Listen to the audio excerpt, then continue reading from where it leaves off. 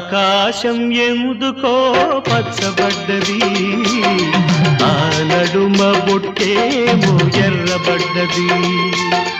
ఆకాశం ఎందుకో పచ్చబడ్డది, ఆ నడుమ బొట్టేమో ఎర్రబడ్డది.